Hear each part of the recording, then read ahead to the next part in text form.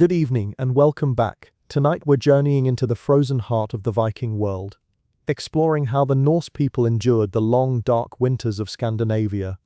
What was life like when the days shrank to nothing and the cold pressed in from every side? How did families survive months of darkness with no central heating, no grocery stores, no escape from the ice? We'll explore where they sheltered, what they wore, how they ate, and what it took not just to survive but to thrive in one of the harshest climates on Earth. As always, I'd love to know where in the world you're listening from and what time it is for you. Whether you're here to drift into sleep or to follow the currents of history, I'm glad you're with me. Now let's begin. When the temperature outside dropped to something close to unbearable, the Vikings didn't panic. They simply retreated into their long houses, structures that were large, low to the ground, and designed with one purpose above all others: keeping warmth inside. These long houses were the Viking version of winter bunkers, built primarily from timber if you lived near forests, or from turf and stone if trees were scarce. They stretched long and narrow across the landscape. The walls rose thick and solid, packed with whatever would hold heat. Between the logs or stones, moss was stuffed into every crack, straw pressed into gaps, animal hair woven into the spaces where wind might slip through. The roofs were often layered with sod, actual grass and dirt, which insulated better than almost anything else available. In the depths of winter, these roofs might sprout weeds or even mushrooms, an accidental garden above your head while snow piled outside. The air inside a longhouse carried its own particular scent. There was salt if you lived near the coast, the sharp smell of wood smoke that never quite left, the earthiness of wet wool drying near the fire, and beneath it all the warm animal presence of livestock sheltered at one end of the building. The smell was thick, lived in, the smell of bodies and breath and survival. It wasn't unpleasant exactly, just unmistakably human, unmistakably alive. These homes were built low to the ground deliberately. The lower the structure, the less heat escaped upward, the easier it was to keep the interior warm with nothing more than body heat and a central fire. The longhouse was wide enough to accommodate multiple families, sometimes a dozen people or more, all sharing the same space through the coldest months. Privacy was not a concept that mattered much when the alternative was freezing. And often, tucked into a partitioned section at one end, were the animals. Cows, goats, sheep, chickens, all contributing their warmth to the collective pool of heat. The hearth ran through the center of the longhouse, a long fire pit that served as stove, heater, and gathering place. It was the heart of the home in every sense. There were no chimneys in the way we think of them now. Smoke rose from the fire and collected in the rafters, darkening the beams until they were black as charcoal. Some of it found its way out through a hole in the roof, if the wind was right. Much of it simply lingered, drifting slowly upward, turning the air hazy, and making every breath taste faintly of ash. Eyes watered, lungs adapted, children coughed in the morning. But the smoke also served a purpose. It preserved the meats and fish hung from the ceiling, curing them slowly over weeks and months. It kept insects away. It was part of the ecosystem of survival, tolerated because it was useful. The only light beyond the fire came from oil lamps or tallow candles, small flames that flickered and threw shadows across the walls. In the dead of winter, when the sun barely rose above the horizon, the longhouse existed in a kind of perpetual twilight. The darkness pressed in from outside, and inside, the firelight carved out a small circle of warmth and visibility. Everything beyond that circle fell into shadow. Raised sleeping platforms lined the walls, constructed from wood and topped with straw, moss, or whatever soft material could be gathered. Families slept there, layered in wool and furs, packed close together. The platforms kept sleepers off the cold earth floor and closer to the warmth that rose from the fire. At night, the longhouse became a chorus of sounds: the crackle of burning wood, the snoring of sleepers, the rustle of straw as someone shifted position, the occasional low complaint from a goat in the animal section. Outside, the wind howled, but inside, the thick walls and low roof held the cold at bay. To modernize, a Viking longhouse might seem unbearably smoky, crowded, and lacking any sense of personal space, and that assessment would be accurate. But for the Vikings it was the best option available, and more importantly, it worked. It kept people alive during winters that could stretch for months, when temperatures dropped well below freezing and daylight became a rare and precious commodity. The longhouse was not comfortable by contemporary standards, but it was efficient.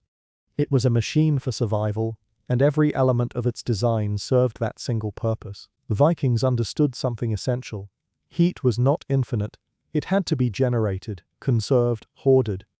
Every crack sealed, every body pressed close, every animal brought inside was another degree of warmth retained. They built their homes around this principle, and it saw them through winter after winter, generation after generation.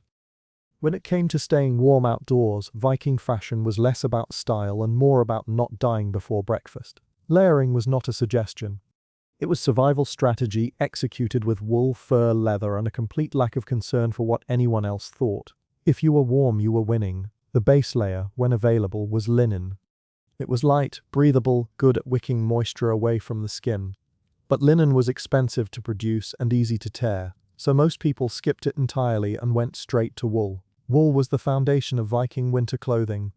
It was spun and woven in every household, dyed if you had the means, left natural if you didn't. Wool has a unique property. It retains heat even when damp, which made it invaluable in a climate where snow, sleet, and freezing rain were constants. Men wore woolen tunics that fell to the knee or mid-thigh, belted at the waist. Beneath the tunic were trousers, often made from wool as well, and these were wrapped with leg bindings.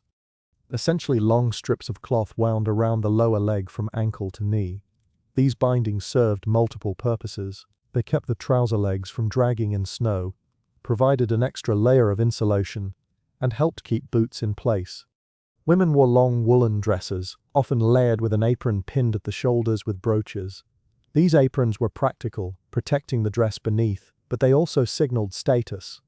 The quality of the brooches, the fineness of the weave, these things communicated who you were. Over everything, the cloak. The cloak was essential, perhaps the most important garment a Viking owned. It was made from thick wool, often lined with fur if you could afford it, and fastened at the shoulder with a brooch or pin. A good cloak could be pulled tight around the body, covering you from neck to ankle, and in the worst weather, it could be drawn over the head like a hood. The cloak was windproof, relatively waterproof, and warm enough to make the difference between endurance and frostbite. If you didn't have a cloak, your chances of surviving a winter outdoors dropped considerably. Mittens, hats, and scarves were all standard. Often these were made from felted wool, which is wool that has been soaked and beaten until it fuses into a dense windproof mat. Felt doesn't fray, doesn't unravel, and holds heat better than woven fabric. It was used for hats, mittens, and sometimes even boot liners. Boots were made from animal hide, usually cattle or seal, and waterproofed with generous applications of fat. You rubbed tallow or lard into the leather until it was saturated, and this kept water from soaking through. The downside was the smell. Boots greased with animal fat carried a distinct odor, something between a butcher shop and a tannery, but they kept your feet dry, and in winter, dry feet were the difference between walking and losing toes to frostbite. For the truly committed or the truly desperate, there were more extreme measures. Some Vikings used animal intestines cleaned and scraped to create waterproof layers. Yes, actual guts, sewn into a kind of primitive raincoat. It wasn't breathable, and it certainly wasn't fashionable, but it kept out snow and rain. When survival is the priority, squeamishness takes a back seat. The cold was not something to be feared. It was simply a fact like hunger or thirst, something to be managed with the right tools. And the Vikings had developed those tools over centuries. Every garment, every layer, every stitching technique had been tested and refined by people who knew that winter was not a season to be endured passively. Selihul was an opponent, and you met it with preparation, pragmatism, and a wardrobe built from the bones and fleece of the animals you raised. When it came to food, the Vikings had one simple rule during winter. Eat like your life depends on it, because it does. Calories were not indulgence. They were insulation, fuel for the body's furnace. In the depths of a Scandinavian winter, a hearty appetite was a survival trait, not a vice. The body burned energy constantly just to stay warm. And without enough food, that fire would gutter and die. Viking winter cuisine was dense, fatty, and unapologetically practical. The menu was built around preservation. What could be smoked, salted, dried, or fermented was stored for the cold months. Fresh food was a memory. What mattered was what lasted. Fish was central. Cod, herring, salmon, all caught in warmer months and preserved in various ways. Some was smoked until it was hard as leather. Some was salted and packed in barrels. Some was dried in the cold wind until it could last for months. And then there was lutefisk, white fish soaked in lye until it achieved a gelatinous texture and a pungent smell. It was not delicious by most accounts, but it was protein, and it kept indefinitely. You didn't eat lutefisk for pleasure. You ate it because it was there, and because it kept you alive. Meat was equally preserved. Pork, mutton, beef, all smoked or salted. Sausages hung from the rafters, curing slowly in the smoke from the hearth. Cuts of meat were packed in barrels with salt, stored in cool sheds or buried in snow. When you wanted meat in winter, you didn't go to the butcher. You went to the barrel, pulled out a piece, soaked it to remove some of the salt, and added it to the pot, because the pot was where everything came together. Stews were the backbone of Viking winter meals. You took whatever you had, meat, root vegetables, grains, maybe some sour milk, and you threw it all into an iron cauldron over the fire. The longer it cooked, the better it got. The flavors melded, the tough meat softened, and the result was a thick, hearty meal that stuck to your ribs and warmed you from the inside. Root vegetables were stored in cellars or pits. Turnips, onions, carrots, beets. These could last through the winter if kept cool and dry. Grains, primarily barley and rye, were stored in bulk and used for porridge or flatbread. Viking bread was dense, dark, and sometimes mixed with crushed tree bark to stretch the flour further. It wasn't soft or fluffy, it was fuel, plain and simple. Dairy was crucial. Milk, butter, and cheese were made during the warmer months and stored. Hard cheeses could last for months, and butter, salted and packed, was used both for cooking and as a spread. Skyr, a kind of thick yogurt or soft cheese, was another staple. It was high in protein, sour, and filling. You ate it plain or mixed it with whatever else was available, and then there was alcohol. Ale and mead were not luxuries. They were caloric, relatively safe to drink since the brewing process killed some pathogens, and deeply comforting when your fingers were numb and your breath made clouds in the air. Mead especially, made from fermented honey, was sweet and warming. It helped you forget, just for a moment, that you lived in a smoky shed with livestock and 6 relatives. The Vikings didn't eat for pleasure during winter. They ate for survival. Every meal was a calculation. How much energy will this give me? How long will I stay warm? Food was fuel, and the cold was relentless. But with careful planning, with preservation and rationing, Viking families made it through. They emerged in spring thinner perhaps, but alive, and that was the goal. When the cold became too much, when even the thick walls and smoky hearth couldn't quite drive away the chill, the Vikings turned to their most reliable source of additional warmth, other mammals. Bringing animals indoors wasn't considered strange. It was simply efficient. Livestock generated heat, and in the dead of winter, that heat was too valuable to waste outside. Cattle, goats, sheep, chickens, sometimes even pigs, all found their way into the longhouse during the coldest months. They were usually housed in a section called the byre, a partitioned area at one end of the building. A low wall or wooden barrier separated the animals from the human living space, though the separation was more symbolic than functional. The warmth flowed freely, and so did the smells. On the coldest nights, when the wind screamed outside and frost formed on the inside of the walls, boundaries blurred even further. A child might curl up next to a sheep for warmth. A goat might wander closer to the fire. If the ox was radiating heat, well, that was your pillow now. Dignity was a luxury. Warmth was a necessity. The logic was simple and undeniable. A cow produces as much heat as a small fire, and it doesn't require kindling. In extreme cold, that warmth could mean survival. Animals were living heaters, and the Vikings were pragmatic enough to take advantage of that fact. Of course, there were downsides. Livestock are not quiet. They snort, grunt, shuffle, and occasionally make noises that wake everyone in the middle of the night. They also produce waste, and while some of that was shoveled out regularly, the smell was inescapable. The air inside a longhouse in winter was thick with the scent of animals, wool, smoke, and humanity, all layered together in a way that would overwhelm most modern noses. But the Vikings didn't complain. They understood the trade-off. Warmth now, fresh air later. Keeping animals close also protected them. Livestock were wealth. They provided milk, meat, wool, and labor. Leaving them outside in winter meant risking them to predators, thieves, or simply freezing temperatures. Inside, They were safe, and their presence helped keep the family warm. It was a symbiotic arrangement. The longhouse was often designed with this in mind. The byregund was positioned so that the heat from the animals would naturally flow toward the human living area. Warm air rises, and the Vikings channeled it, using architecture and animal biology to create a livable environment in the midst of a frozen wasteland. It wasn't glamorous, it wasn't quiet, but it worked. And when spring finally came, when the snow melted and the animals could go back outside, everyone breathed a little easier. The air cleared, the space opened up. But for months, the Vikings and their livestock had survived together, huddled in the same smoky, warm, crowded space, enduring the cold as a single unit. Surviving the cold was one challenge. Surviving the boredom and isolation, that was another kind of warfare altogether. When the days shrank to almost nothing, when going outside meant risking frostbite, when the same walls enclosed you for months on end, the mind could become as dangerous as the weather. Vikings understood this. They knew that winter could break you from the inside if you let it. So they fought back with work, with stories, with humor, and with each other. Winter was not a time of rest for Viking families. It was a time of preparation.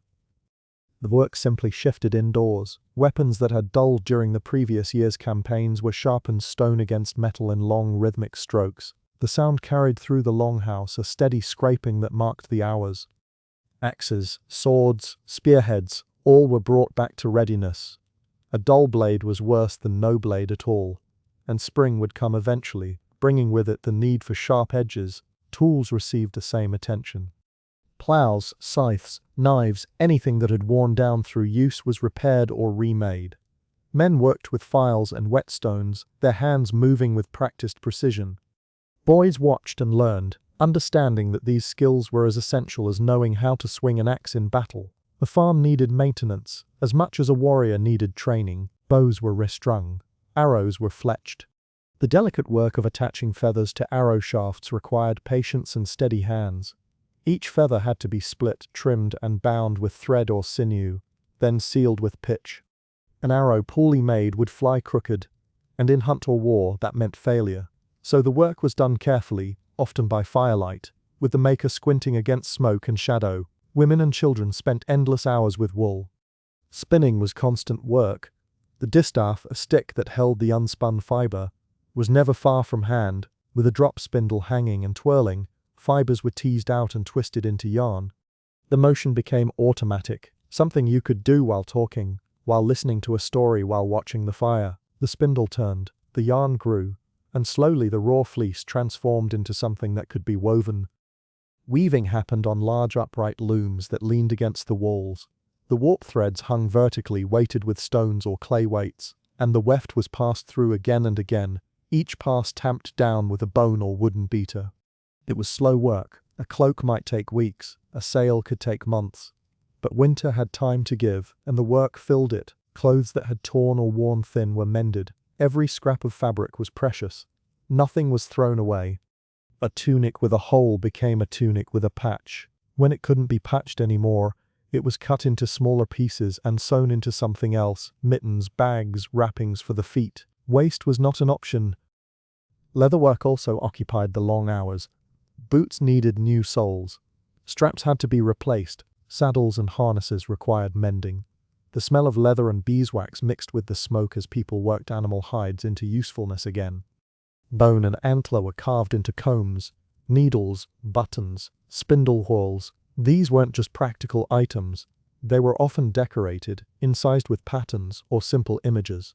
A comb might have a line of interlocking triangles. A needle case might be carved with a serpent. Beauty didn't stop just because it was winter, but work alone couldn't fill every hour or satisfy every need. Humans are social creatures, and Vikings were no exception.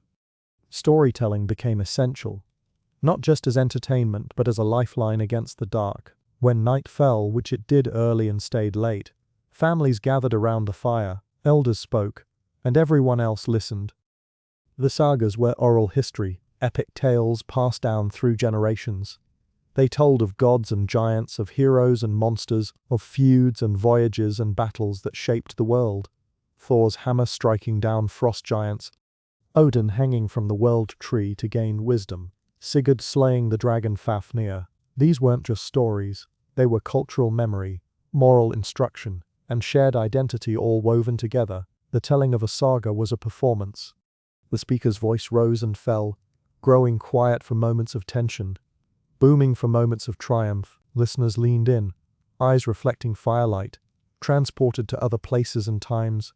Children heard these stories again and again until they could recite passages themselves, ensuring the sagas would survive into the next generation. But not all stories were grand. Some were local, personal. Tales of ancestors who had farmed this land, who had survived particularly harsh winters, who had outwitted a neighbor or made a clever trade. These stories reinforced family identity and taught lessons. They reminded everyone that they came from people who had endured, who had been clever and strong and sometimes lucky. Humor was vital. Viking humor was often rough, blunt, direct. People mocked each other, traded insults that were half joke and half challenge. Someone who had slipped on ice last week became the subject of an ongoing joke. A failed attempt at cooking might be referenced for months. This wasn't cruelty. It was bonding. Shared laughter cut through the gloom of winter darkness. It reminded people that they were in this together, that they could still find reasons to smile even when the world outside was frozen and hostile. Riddles were another form of entertainment. Vikings loved wordplay, loved the challenge of a well-constructed puzzle. Riddles were traded back and forth, sometimes simple, sometimes fiendishly complex. What has roots nobody sees, is taller than trees, up it goes, and yet never grows. The answer might be a mountain, and the solver would grin with satisfaction. These mental exercises kept minds sharp when physical activity was limited. Games provided another outlet. Board games were popular, particularly H&F, a strategy game that predated chess in Scandinavia. It was played on a checkered board with one side defending a king piece while the other side attempted to capture it. The game required planning, foresight, and tactical thinking. Matches could last hours, with spectators offering commentary and advice. Pieces were often carved from bone or wood, sometimes quite elaborately. A beautiful game set was a prized possession. Dice games were simpler and faster. They involved luck more than skill, and often included betting, small wagers of food, trinkets, or favors. The rattle of bone dice on wood, the groans of losers, the triumphant shouts of winners, these sounds punctuated the long evenings. Gambling added excitement, a little edge of risk in a season when most risks were involuntary. Sometimes when boredom truly set in, or when tensions needed release, people wrestled. Indoor wrestling matches were chaotic affairs, two bodies grappling in the limited space near the fire, others scrambling to give them room. The goal was to pin your opponent or make them submit. It was good exercise, good entertainment, and a way to settle disputes without drawing weapons. Occasionally things got knocked over. A pot might clatter, an animal might complain. But people laughed, and the energy lifted everyone's spirits. Children played their own games, simpler versions of adult activities. They practiced with wooden swords, learning the stances and strikes they'd need later. They built tiny houses from scraps of wood. They cared for small animals, learning responsibility. Play was training, and even in winter, skills were being honed. Music helped pass the time as well. Simple instruments, bone flutes, wooden lyres, drums made from hide stretched over frames provided melody and rhythm. Songs were sung, some old, some newly composed. Verses were added to commemorate recent events or to mock rivals. The human voice, raised in song, filled the smoky space with something other than silence and the crackle of flame. Through all of this work and play and storytelling, Vikings were doing more than passing time. They were maintaining social bonds, preserving culture, teaching the next generation, and keeping despair at bay. Winter was long. Winter was dark. But it wasn't empty. It was filled with the industry and imagination of people determined not just to survive but to remain human, to remain themselves, even when locked in a wooden box with smoke and animals, and the relentless cold pressing in from every direction. The Vikings also understood that survival required more than physical preparation. It required the right mindset, a particular way of looking at hardship that transformed it from a curse into a test. This psychological approach to winter was perhaps their greatest advantage. It allowed them to not just endure the cold but to remain functional, even energetic, through months that would have broken less prepared peoples. From childhood, Vikings were taught that hardship was normal. It wasn't a sign that something had gone wrong or that the gods were angry. It was simply how life worked. Summer brought growth and opportunity. Winter brought cold and darkness. Both were expected, and both required appropriate responses. Complaining about winter made as much sense as complaining about the tide coming in. It would happen regardless. This acceptance didn't mean resignation. It meant clear-eyed realism. You didn't waste energy wishing things were different. You focused that energy on dealing with things as they were. If your fingers were cold, you moved them, worked them, got blood flowing. If the fire was low, you added wood. If the food stores were running thin, you rationed more carefully. Every problem had a practical solution, and finding that solution was more useful than lamenting the problem's existence. Viking culture also emphasized endurance as a virtue.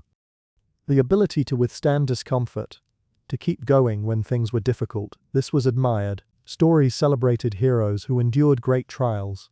The gods themselves suffered and persevered. Odin gave up an eye for wisdom. Thor faced impossible challenges. These myths weren't just entertainment. They were models, showing that strength came not from avoiding hardship, but from moving through it. Children learned this early. They weren't sheltered from the cold or from work. As soon as they were able, they participated in the daily tasks of survival. They carried water, even when it was freezing. They helped tend animals even when snow was falling. They learned that discomfort was temporary and manageable, but they were tougher than they thought. This built confidence and resilience that served them throughout their lives. There was also a grim humor in Viking attitudes towards suffering.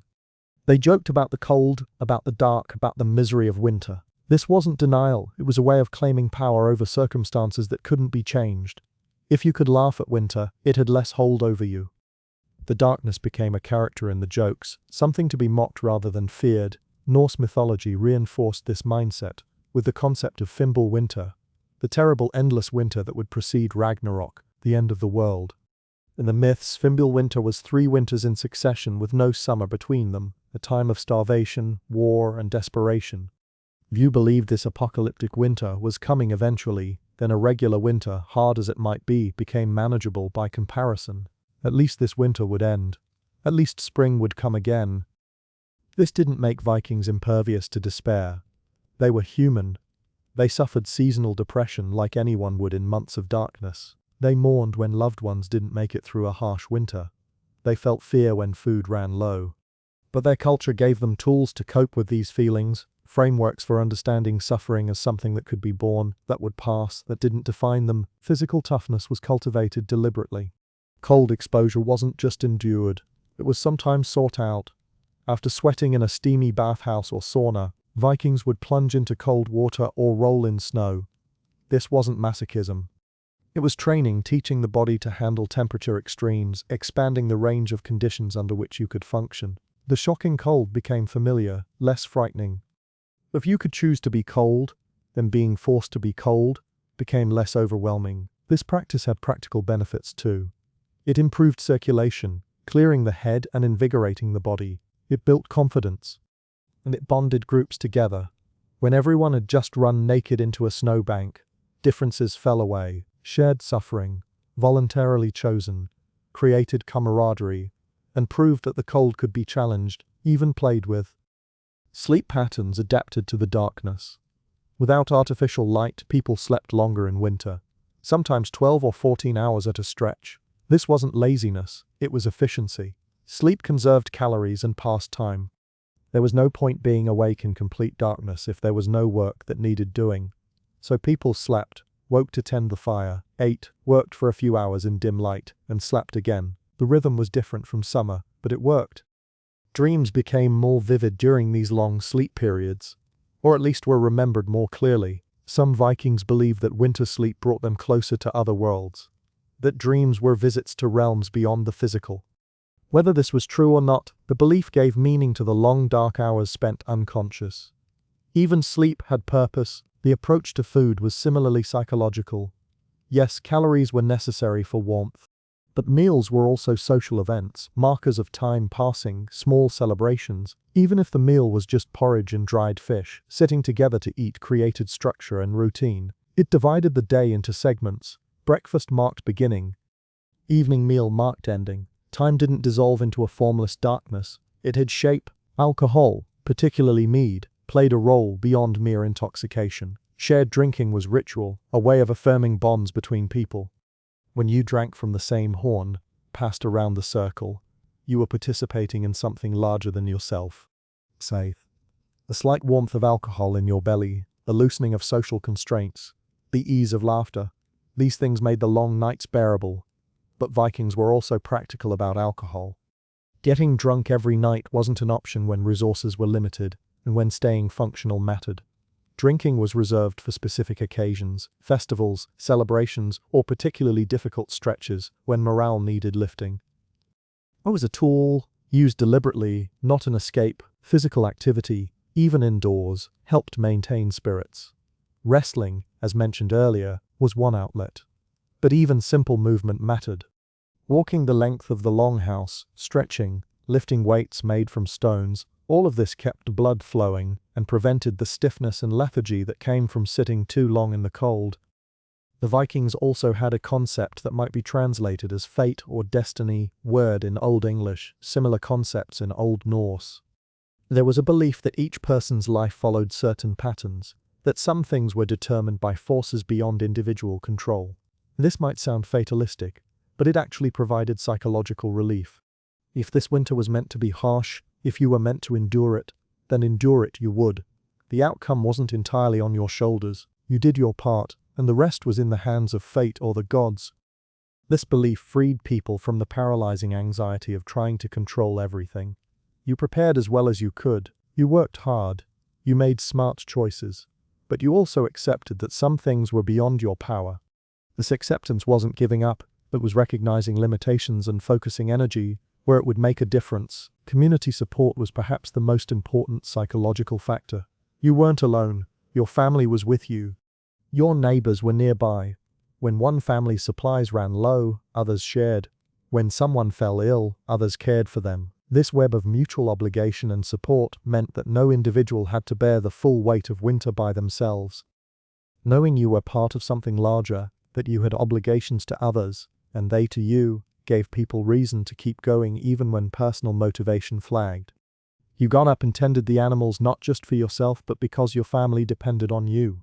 You hauled water not just because you needed it, but because your children needed it. Purpose beyond survival, connection to others. These sustained people through the darkest times. The Vikings survived winter not just with wool and fire and food, but with stories, humor, routine, community, and a deeply ingrained toughness that treated hardship as normal and endurance as virtue. Their bodies were prepared, but so were their minds. And that mental preparation, that particular way of seeing the world, was perhaps their greatest tool against the cold. The longhouse itself, beyond being shelter, was a carefully engineered environment for surviving months of extreme cold. Every aspect of its construction reflected centuries of accumulated knowledge about heat retention, airflow, and the balance between sealing out the cold and allowing enough ventilation to prevent suffocation from smoke. The walls, as mentioned, were thick. In timber buildings, logs were notched and fitted together with precision, each one resting firmly on the one below. The gaps between logs were chinked with moss, clay, or a mixture of mud and animal hair. This filling hardened over time, creating a barrier against wind. In turf buildings, walls might be constructed from stacked stones on the outside with layers of sod pressed and built up between inner and outer faces. These walls could be 3 feet thick or more, heavy and solid, proof against the fiercest gales. The roof structure was equally important. Rafters were cut from the straightest timber available and fitted together with wooden pegs or lashed with rope made from animal hide. Over the rafters went layers of birch bark, if it could be obtained, which helped shed water. Then came the turf, cut in rectangular blocks and laid like bricks, grass side up. The living grass roots knit together, creating a water-resistant mat. Snow that fell on the roof actually added insulation rather than causing problems, another layer of protection against the cold. Inside, the floor was usually packed earth, sometimes covered with rushes or straw that could be replaced when it became too soiled. Stone floors were rare, too cold to be practical. Earth held heat better and gave slightly underfoot, easier on the legs during long hours of standing work. In some longhouses, especially those of wealthier families, Wooden planks might cover parts of the floor, particularly around sleeping platforms or work areas. The sleeping platforms themselves were elevated for good reason. Cold air sinks. By sleeping even a foot or two above the floor, people stayed significantly warmer. The platforms were built sturdy enough to hold multiple people and often had low backs or sides to prevent sleepers from rolling off. The space beneath the platforms could be used for storage, keeping supplies off the damp ground and taking advantage of every bit of available space. Insulation wasn't limited to walls and roofs. Doorways, the main vulnerability in any structure, were protected multiple ways. Doors themselves were thick wood, often double-layered. Heavy fabric or hide curtains hung inside the door, adding another barrier against drafts. In the worst weather, snow might be piled against the outside of the door, not to block it but to create an insulating berm. Some longhouses had a small entrance chamber, a kind of airlock, where the outer door opened into a tiny room with a second inner door. This prevented cold air from blowing directly into the main living space when someone entered or exited. Windows, if they existed at all, were small and positioned high on the walls.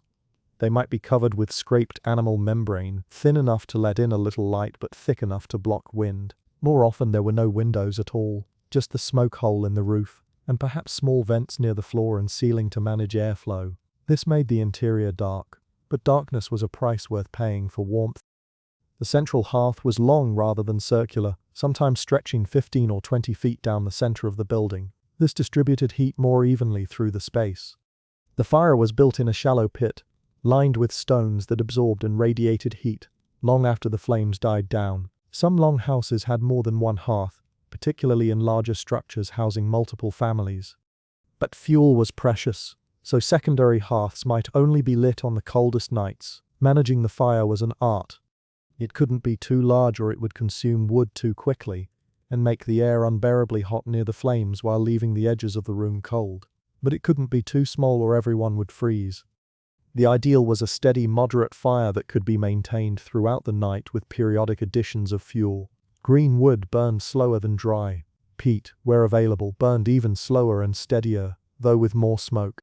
The fuels were chosen based on what was available and what was needed. Quick heat versus long burn, bright flame versus sustained embers, all were considerations.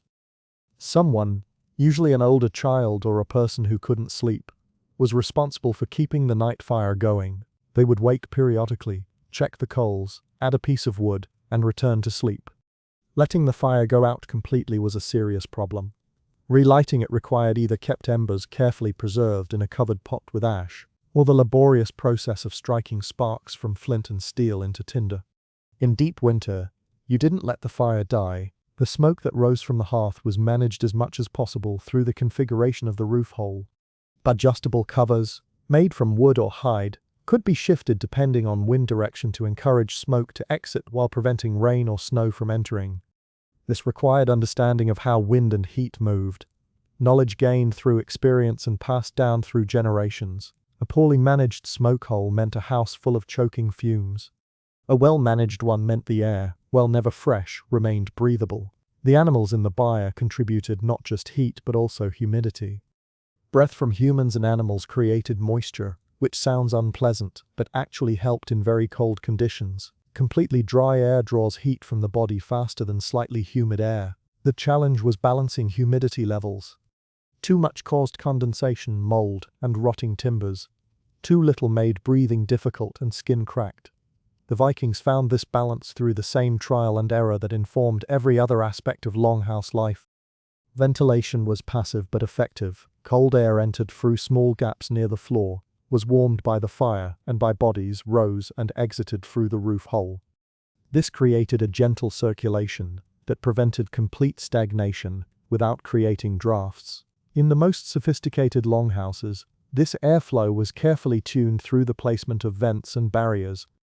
The sounds inside a longhouse formed their own atmosphere. The crackling fire was constant, a backdrop to everything else. Wood popped and hissed. Coals shifted and settled. Voices rose and fell in conversation or story. Tools scraped and clicked as people worked. The animals contributed their own sounds, a cow chewing, a goat bleating, chickens rustling. Outside, the wind might howl or snow might fall in complete silence. Inside was a cocoon of human and animal noise, proof of life continuing despite the hostile world beyond the walls.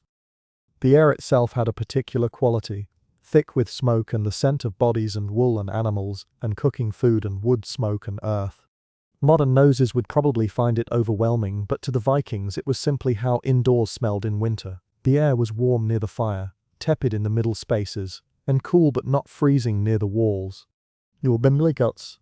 You knew your position in the room by temperature, as much as by sight. Light came primarily from the fire, which cast everything in shades of orange and red, and made shadows dance on the walls and ceiling. Oil lamps or tallow candles provided supplemental light for close work, but their use was limited because fuel for them was precious. Most evening activities happened by firelight alone, which was sufficient once eyes adjusted. At night, when most people were sleeping, the longhouse became quieter but never completely silent. The fire still crackled, someone snored, the wind outside provided a constant low background, animals shifted and breathed. Occasionally a sleeper would cough or turn, straw rustling beneath them. If you woke in the middle of the night, you woke into this darkness and sound, oriented yourself by memory and by listening, and either rose to tend the fire or settled back into the warmth of your sleeping place. The longhouse was not a house in the modern sense, not a place divided into rooms with specific functions, not a space that prioritized individual privacy or comfort. It was a collective organism, a living structure, where humans and animals survived together through shared warmth and shared space. It was smoky and crowded and smelly and dark, and it worked. For hundreds of years across Scandinavia, these structures kept families alive through winters that would have killed them without shelter. The design wasn't elegant, but it was profoundly effective. Beyond the immediate sphere of the longhouse and daily survival, winter also shaped the broader patterns of Viking society in ways both practical and cultural. The seasonal rhythm dictated not just when things happened, but how people thought about time itself, about work and rest, about the relationship between human effort and natural cycles. In summer, Viking society exploded outward. That was the time for raiding, trading, exploring. Ships were launched, crews were gathered. Young men sought glory and wealth in distant lands. Merchants traveled trade routes that connected Scandinavia with the rest of Europe, with Byzantium, with the Arab world. Fields were planted and tended. Animals grazed in open pastures. There was constant motion, constant activity, a sense of possibility and expansion. Winter reversed all of this. The world contracted. Ships were pulled ashore and covered or stored in boathouses. The sea became too dangerous for most voyages. Trade slowed to a trickle. Armies dispersed. Men who had been warriors or merchants or explorers in summer became farmers and craftsmen again. Bound to home by ice and snow, this wasn't a failure or a retreat. It was the rhythm of life in a northern climate. This annual cycle affected everything. Marriages were often celebrated in autumn, after the harvest but before winter made travel difficult. That way families could gather, and the newlyweds could settle into winter together in their new household. Babies born in autumn or early winter had their mothers nursing them through the cold months, taking advantage of the enforced indoor time. Spring babies meant mothers had been pregnant through winter, working despite the burden, emerging into the busy season with infants who would grow through the easiest months. Legal matters were often handled at specific times. The assembly where disputes were settled and laws made, typically met in summer when travel was possible and people could gather from wide areas, but the consequences of decisions made at the thing played out through the following winter. If a feud was declared, both sides spent winter preparing. If a marriage was arranged, winter was when alliances were solidified. The structure of society was negotiated in summer and lived in winter. Wealth and status, while always important, became especially visible in winter. A wealthy family had a larger longhouse, better insulated, perhaps with separate spaces for sleeping and working. They had ample food stores, good quality wool clothing, enough animals to provide warmth and sustenance. A poor family crowded into a smaller space, wore rougher clothing, worried constantly about food running out. Winter revealed who had succeeded in the previous year's efforts and who had not. Gift-giving during winter festivals like Yule reinforced these hierarchies, but also created bonds of obligation. A chieftain who gave generously to his followers earned loyalty that would be tested in the raiding season ahead. A farmer who shared preserved meat with a struggling neighbor created an alliance that might prove valuable later.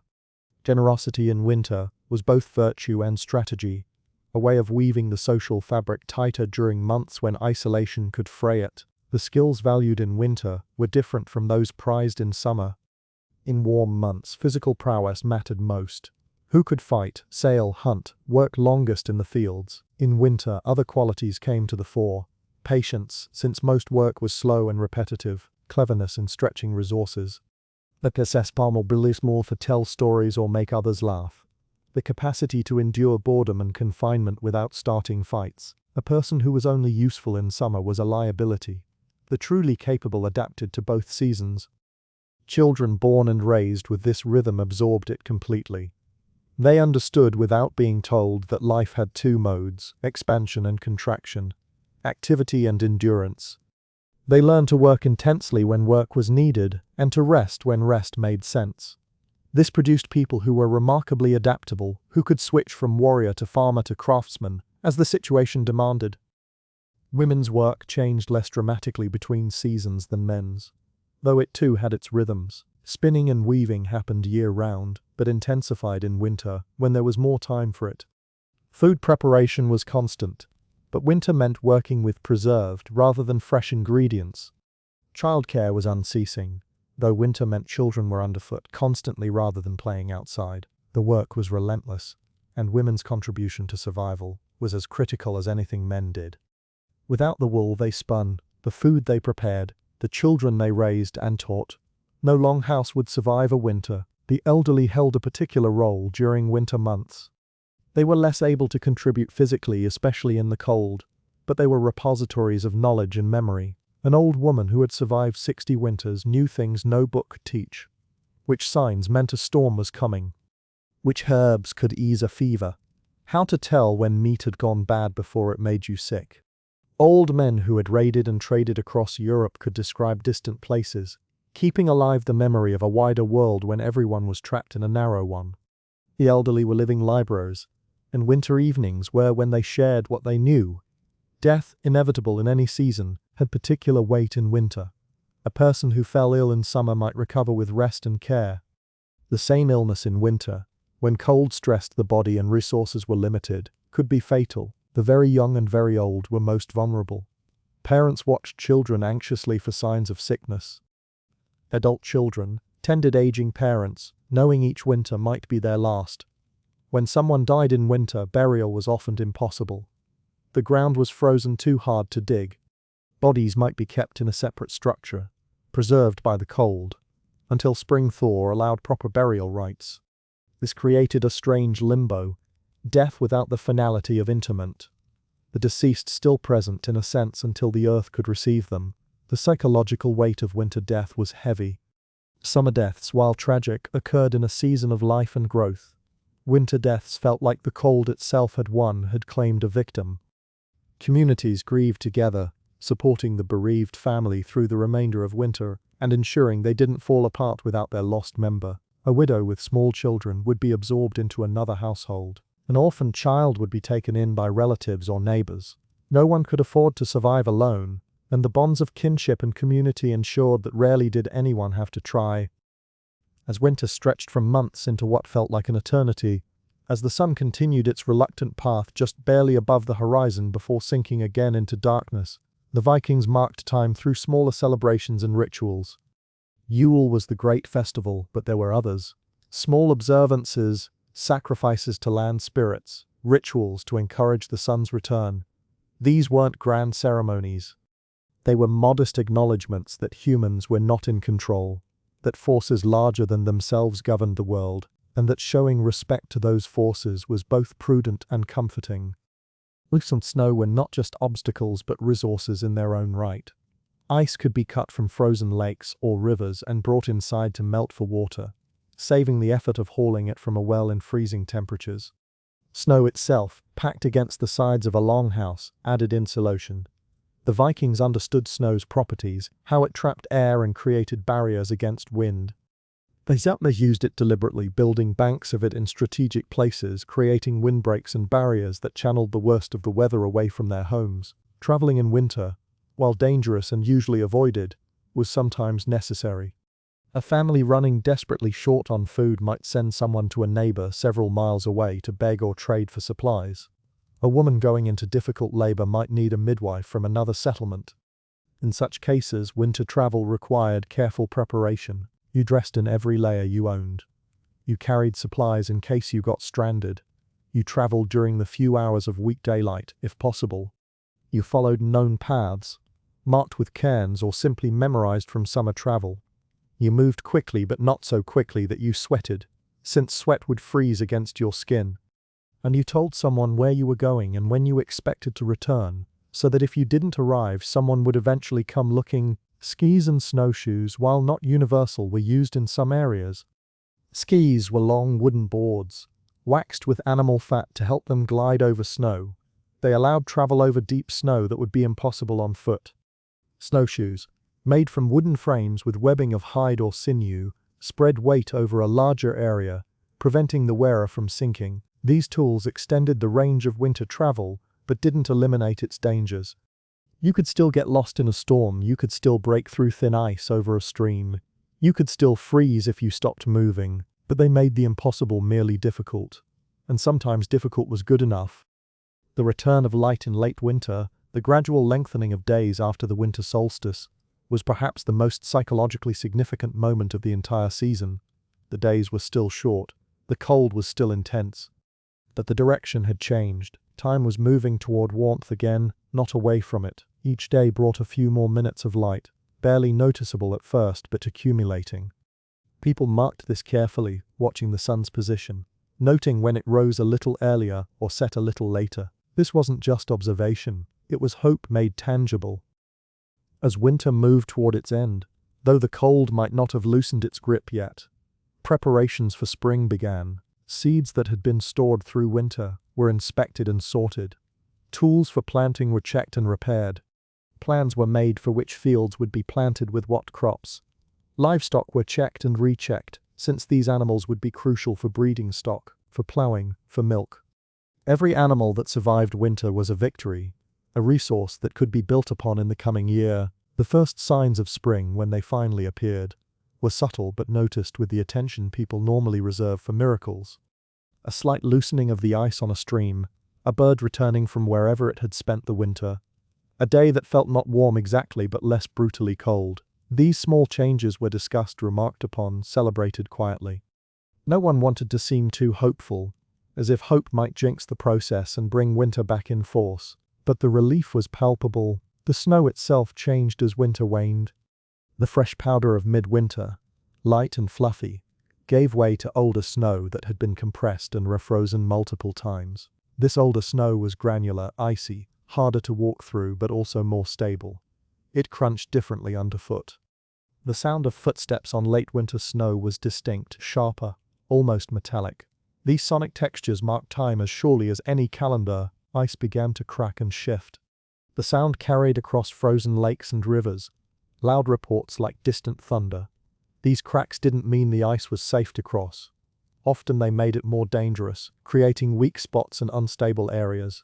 But they signaled change, the first breakdown of winter's architecture. Water, which had been solid and still for months, was beginning its transformation back to liquid motion. Inside the longhouses, the mood shifted subtly. People became more restless, more eager for the space and freedom that winter had denied. Children who had been cooped up for months grew wild with barely contained energy. Parents became shorter-tempered, their patience worn thin by confinement. Conflicts that had been suppressed through the depths of winter sometimes erupted now, when the end was in sight, and people felt they could afford to express long-held frustrations. Arguments broke out over small things, trivial disagreements that had festered in silence suddenly demanding resolution. But there was also increased cooperation as the community oriented itself toward the massive work that spring would bring. Fields would need to be plowed, repairs to buildings would need to be made, ships would need to be readied for sailing, fences would need to be mended. All of this required coordination and collective effort. So even as personal tensions might rise, the social machinery of mutual obligation clicked into higher gear. Work parties were organized.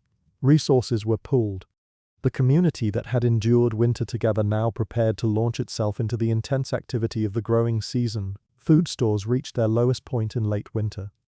What had seemed abundant in autumn was now scraped from the bottom of barrels and jars. The preserved fish that had been merely unappetizing in midwinter became truly hard to choke down now that it had been the staple for months. Bread made from the last of the grain was more bark than barley. Even the wealthiest households felt the pinch, rationing more carefully, making do with less. This was the hungry time, the weeks before spring growth began, but after winter stores had been exhausted. People lost weight, they felt weak, they dreamed of fresh food with an intensity that bordered on obsession.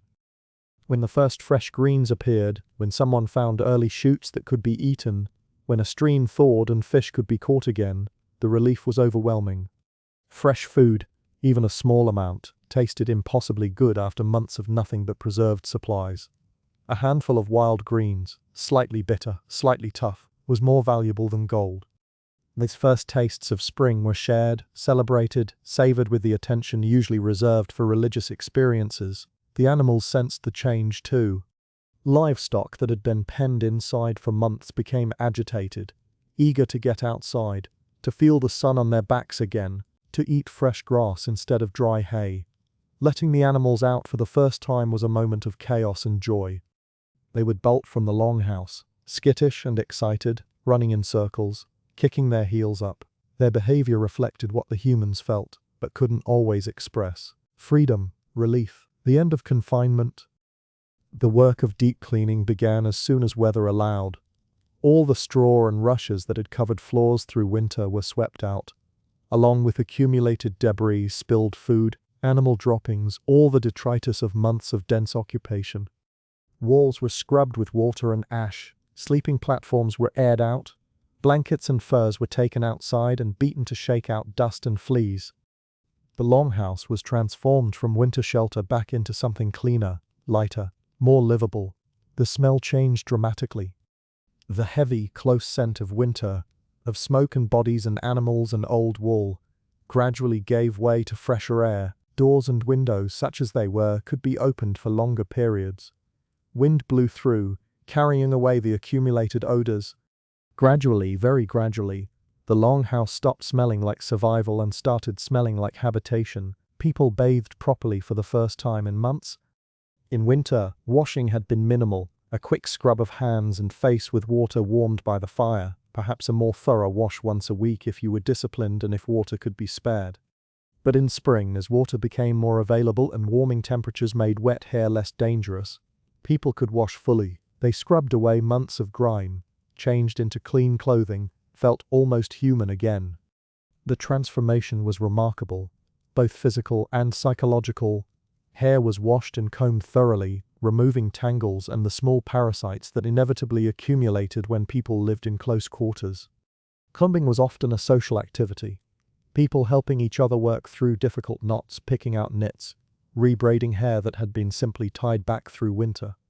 The Vikings had a reputation for being vain about their hair, and spring grooming rituals supported that reputation. After months of merely functional maintenance, there was time again for making oneself presentable, even attractive. Clothing was mended or replaced as needed.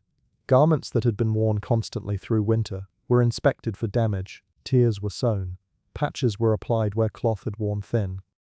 Items beyond repair were cut apart and the salvageable pieces kept for other uses. New clothing was made from cloth woven during winter, tunics and trousers and dresses cut and sewn to replace items that had given up their usefulness. People took pride in appearing in new or newly cleaned clothing, a visible marker of having survived another winter. The social calendar began to fill again. With travel becoming possible, people visited neighbors they hadn't seen in months. News was exchanged, gossip was shared. Who had died during winter? Who had been born? Whose livestock had survived? Whose hadn't? These exchanges of information rebuilt the social network that winter had fragmented.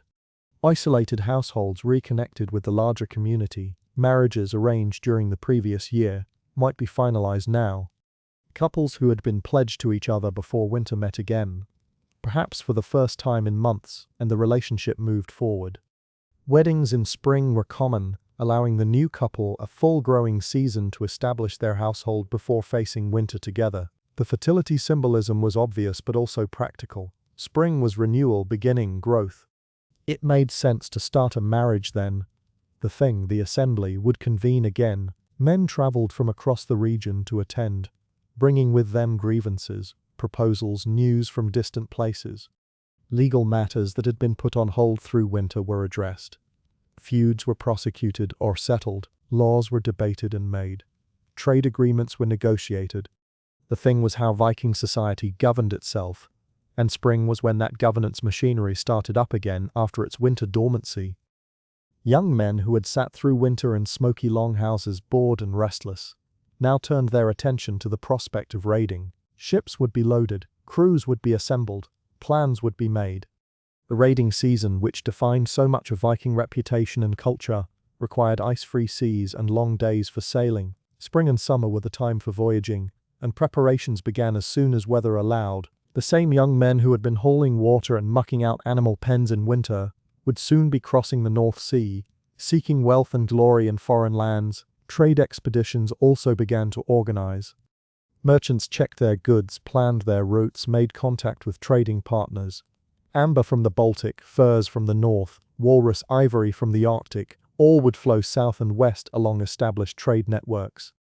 In return, silver, fine cloth, wine, weapons, luxuries that could be sold or given as gifts to enhance status. Trade was as important as raiding to Viking prosperity, and spring was when it resumed in earnest. Farmers turned to the land with desperate energy. The growing season was short in Scandinavia. Every day mattered. Fields had to be plowed as soon as soil could be worked. Seeds had to go in the ground at the right time, not too early that frost would kill the shoots, not too late that the crop wouldn't mature before autumn cold returned. The entire community mobilized for planting. Those with oxen or horses lent them to those without. People worked from dawn to dusk, racing against time to get everything planted while conditions were favorable. The spring work was exhausting, but in a completely different way than winter had been. Winter exhaustion came from cold and confinement and the grinding dailiness of just keeping alive. Spring exhaustion came from intense physical labor, from pushing the body hard after months of relative inactivity. Muscles unused to this kind of exertion protested. Backs ached. Hands blistered. But there was satisfaction in it, a sense of purpose and progress that winter had largely lacked. You could see the results of your work. Turned earth, planted rows, tasks completed. It was tangible in a way winter survival had not been. The sun, weak and distant through winter, grew stronger. Days lengthened dramatically. In the far north there would be weeks where the sun barely set at all, the midnight sun creating an extended day that allowed for round-the-clock work. This surfeit of light after months of darkness felt like a gift, though it created its own challenges. Sleeping became difficult when daylight persisted. People had to cover windows, block out light, train their bodies to rest despite the sun. But these were good problems, problems of abundance rather than scarcity. Birds returned in massive flocks, migrating north to breed. Their songs filled the air, a sound that had been absent through winter, when most birds had fled to warmer climates. Waterfowl crowded onto lakes and wetlands. Seabirds returned to coastal cliffs. The sky, empty and silent through winter, was suddenly alive with motion and sound. People welcomed the birds not just for aesthetic reasons but practical ones. Birds meant eggs, a valuable source of fresh protein. Eggs could be gathered from nests, supplementing the diet in crucial ways. Wild game became more active and visible. Animals that had been hibernating or simply hiding through winter emerged. Deer moved through the forests in larger herds. Seals and walrus appeared along coasts. Fish runs began as various species moved upstream to spawn. Hunting and fishing, which had been difficult or impossible through winter, became productive again. Fresh meat, not from livestock that needed to be conserved but from wild game that could be harvested without diminishing domestic resources, enriched diets and provided material for leather and bone tools. Foraging became a daily activity, especially for women and children. They knew the landscape intimately, knew where to find early berries, edible roots, mushrooms, herbs. They gathered plants for food, for medicine, for dye, for everything the household needed. This knowledge was passed down through generations, a practical education in botany and ecology. A girl learned from her mother and grandmother which plants were safe, which were dangerous, which could be eaten, and which could heal. This was science without the name, empirical observation refined over centuries. The sheep were sheared in spring, yielding the wool that would be spun and woven through the following months. Shearing was skilled work, using iron shears to cut close to the skin without injuring the animal. A good shearer could work quickly, moving through a flock efficiently. The raw fleece was then washed, dried, and prepared for spinning. The amount of wool a flock produced determined how well the household would be clothed in the coming winter. More wool meant more layers, better insulation, higher chances of survival, so the spring shearing was important work, requiring care and attention. Calves and lambs born in late winter were now strong enough to graze with the herd. The sight of young animals, leggy and curious, exploring their world was a reminder that life continued, that the cycle persisted despite winter's attempt to stop it. These young animals represented wealth and potential. They were next year's breeding stock, or meat for next winter, or trade goods. Their survival through their first vulnerable months was crucial. Repairs that had been impossible or impractical during winter could now be tackled. Roofs damaged by snow load were patched or rebuilt. Fences broken by ice were mended. Outbuildings were cleaned and repaired. The work was endless. But there was daylight to do it in, and weather warm enough to work outside for extended periods. People moved through these tasks with a kind of fierce joy, celebrating their survival by fixing what winter had broken. Boat repair and construction began in earnest. Viking ships, magnificent works of engineering and craftsmanship, required constant maintenance. Planks damaged by sea and weather were replaced. Caulking was renewed. Masts and rigging were checked and repaired. New ships might be commissioned, a major undertaking that required skilled shipwrights and significant resources. A good ship was expensive, but also essential for anyone planning to raid, trade, or fish beyond coastal waters. Communities often pooled resources to build ships cooperatively, with the understanding that the benefits would be shared. The spring floods, caused by snowmelt, were both hazard and opportunity. Rivers swelled, sometimes overflowing their banks. Low-lying areas became temporarily impassable, but the floods also brought silt and nutrients that enriched soil. They recharged wells and springs. They made certain types of fishing easier as water overflowed into areas where fish could be trapped or netted. The Vikings understood these patterns and worked with them rather than against them, adapting their activities to the rhythms of water and season.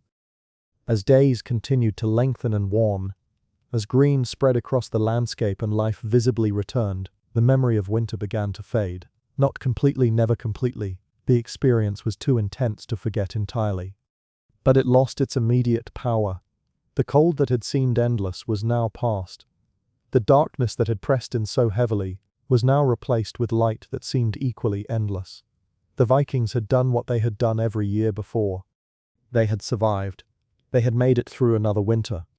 And now they turned their attention to the work and opportunities of the warmer months, knowing all the while that winter would return, that this cycle would repeat, and that when it did they would be ready, because they always were.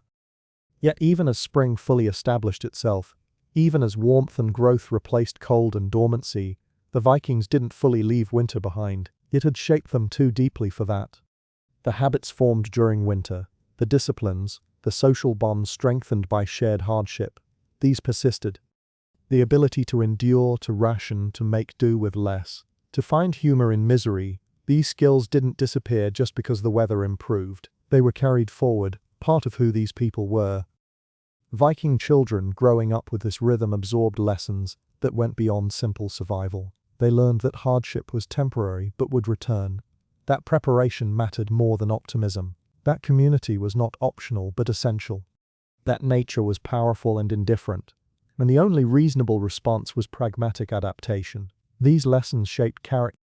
The stories told around fires during winter were not forgotten in spring. Those sagas, those histories and myths and family tales, they were carried forward and added to. The boy who had listened to his grandfather's story of a particularly harsh winter 30 years ago would someday tell that story to his own grandchildren, adding his own experiences to the chain of memory.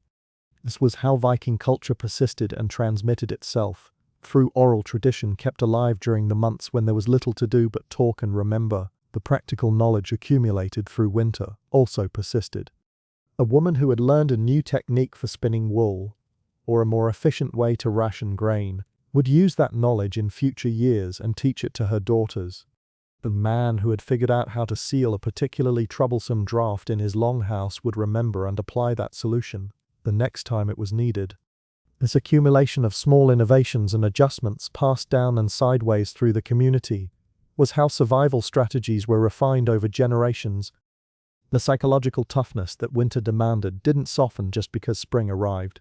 These were people who had looked at months of darkness and cold and decided to endure it, not because they had no choice, though in a sense they didn't, but because endurance was simply what one did.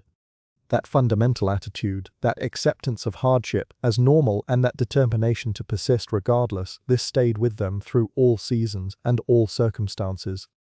Nor was this quality perhaps more than any other that made the Vikings such formidable raiders and traders and explorers. A person who could survive a Scandinavian winter without central heating could survive almost anything.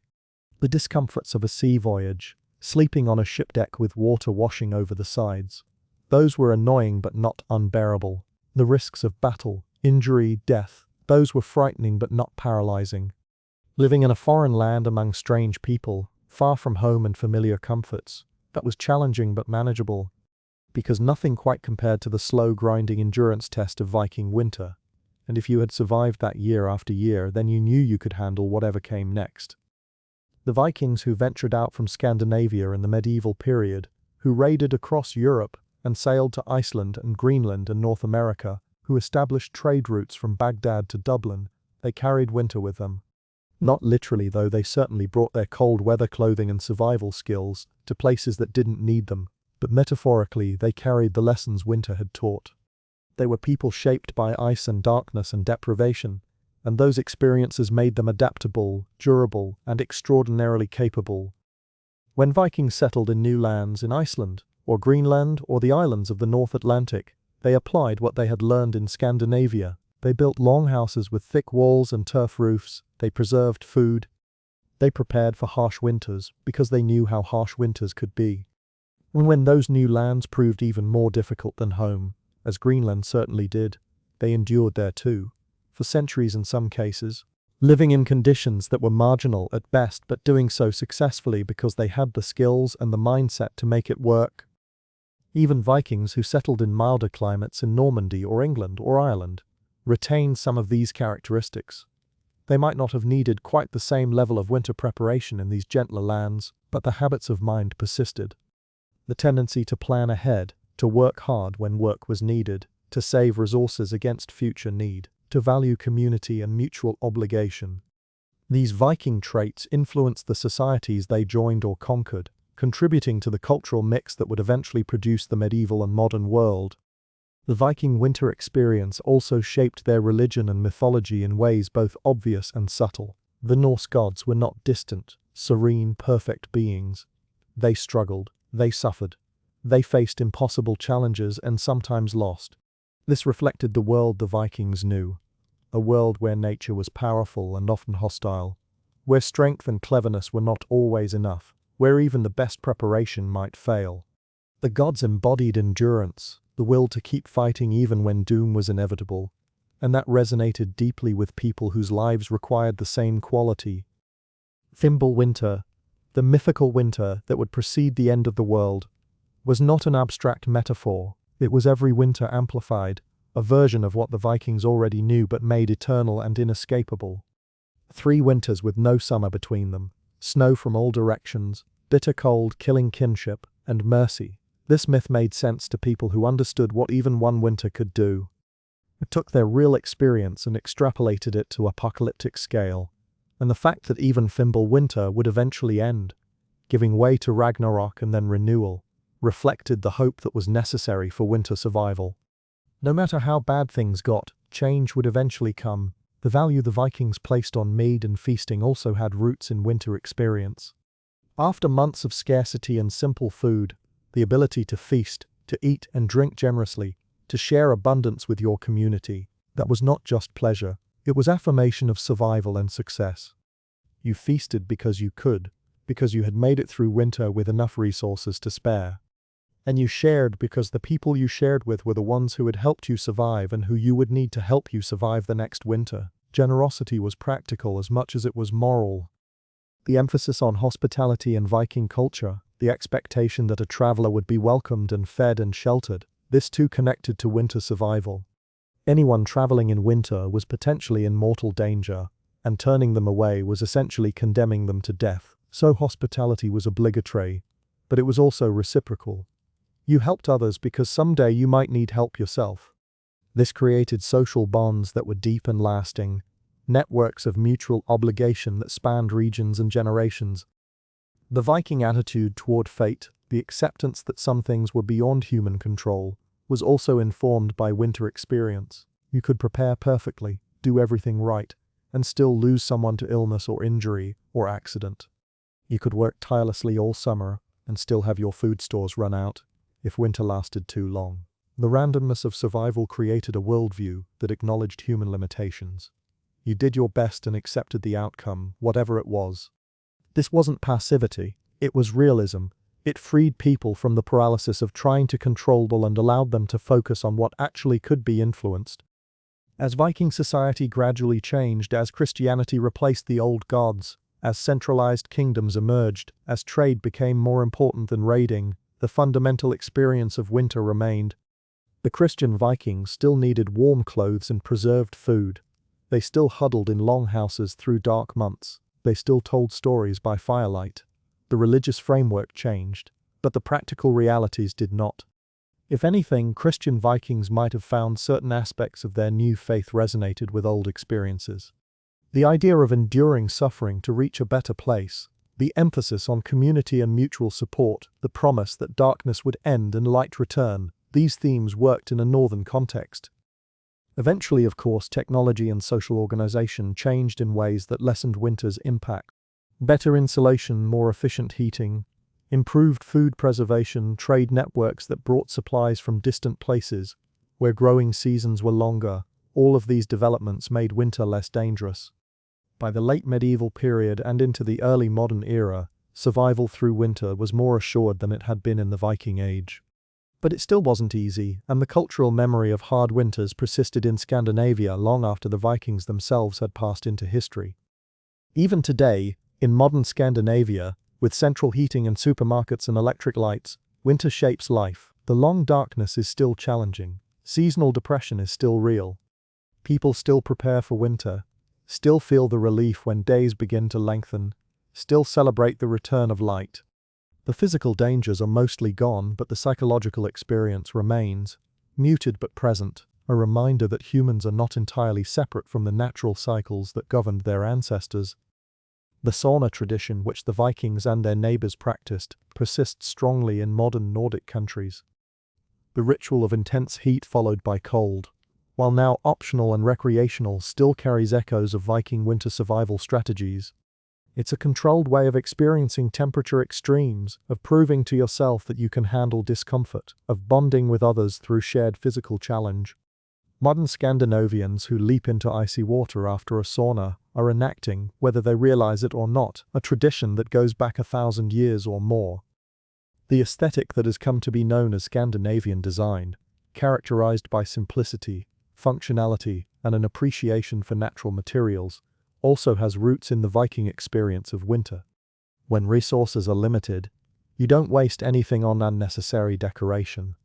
When warmth is precious, you design spaces that are efficient and easy to heat. When darkness is pervasive, you value light and create spaces that maximize it. The clean lines and practical beauty of Scandinavian design reflect centuries of adaptation to a challenging environment, including and especially the challenge of winter. The concept of hygge, the Danish and Norwegian word for a quality of coziness and comfortable conviviality, is essentially a philosophy of making winter bearable and even pleasant.